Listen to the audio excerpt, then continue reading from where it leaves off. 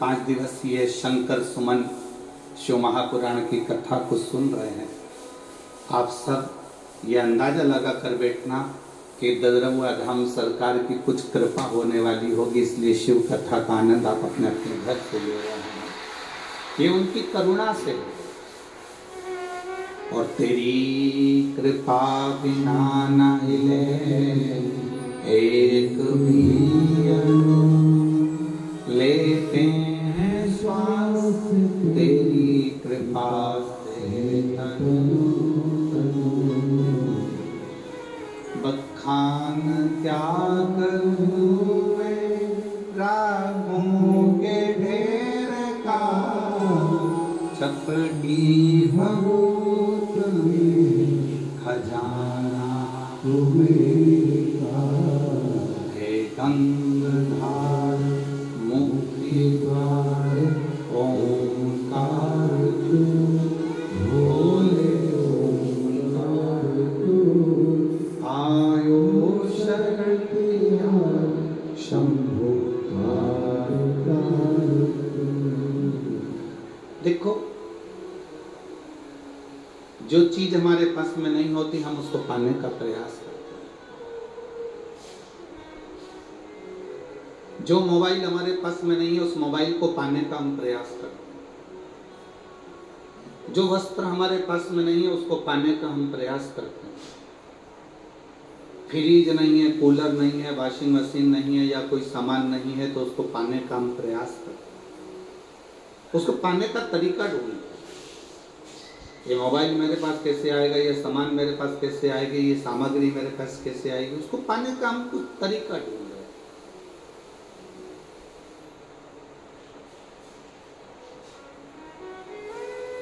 एक तरीके से अगर हमको वो मोबाइल नहीं मिलता, एक तरीके से हमारे घर में फ्रिज नहीं आता, एक तरीके से हमारे यहाँ कूलर नहीं आता, एक तरीके से हमारे यहाँ वॉशिंग मशीन या कोई सामान नहीं आता, तो हम तरीका चेंज कर देते हैं, हम दूसरा तरीका।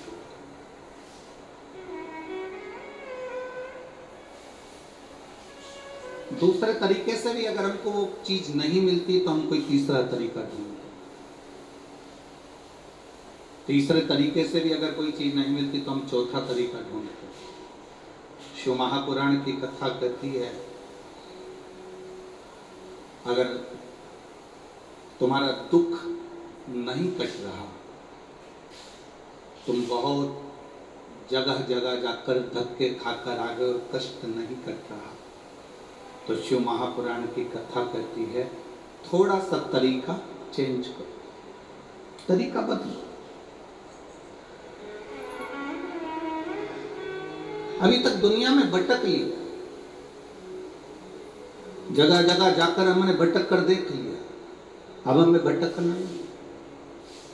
अब हमको उस भटकन को छोड़कर तरीका चेंज करना, तरीके से बाहर।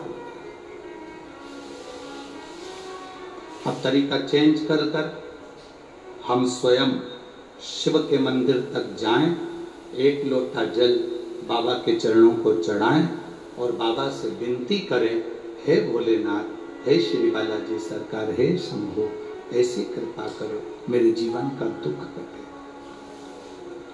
हम फिर उनसे कहें, हम उनसे प्रार्थना करें। जब तक हम प्रार्थना नहीं करेंगे वो सुने कैसे? एक माँ को मालूम है मेरा बेटा 4 रोटी खाता है, पर माँ 4 रोटी एक साथ थाली में नहीं रखती। एक माँ को मालूम है मेरा बेटा 3 रोटी खाता है, माँ 3 रोटी थाली में नहीं रखती। एक पत्नी को मालूम है मेरा पति 5 रोटी खाता है, पर पत्नी थाली में 5 रोटी नहीं रखती। कारण पति आवाज लगाता है, सुनो आज सब्जी अच्छी बनी है, एक रोटी और लाओ। पत्नी को खुशी होती है। बेटा आवाज लगाता है, माँ आज दाल अच्छी बनी है, एक रोटी और लाओ। माँ धीरे धीरे कर कर उसकी थाली में एक एक रोटी 2-2 रोटी देती है, और एक साथ सारी रोटी नहीं रखती। पत्नी एक एक 2-2 रोटी रखकर अपने पति की थाली में देती है, पूरी रोटी नहीं रखती। उसी तरह जैसे हम अपनी माँ को पुकारते हैं, माँ एक रोटी और लाओ, माँ को प्रसन्नता होती है, पति आवाज लगाता है पत्नी को, मुझे एक रोटी और ला कर दो, तो पत्नी को प्रसन्नता होती है, आज मेरे पति ने अच्छे से भोजन करा, मांग कर भोजन करा, तो पति को देखकर पत्नी प्रसन्न होती है। उसी तरह जब हम देवाधिदेव महादेव के चरणों में बैठते हैं और उसके चरणों में बैठकर एक लोटा जल समर्पित कर कर कहते हैं बाबा मुझे ये दुख है, तो बाबा भी उसको काटने के लिए आतुर होता है।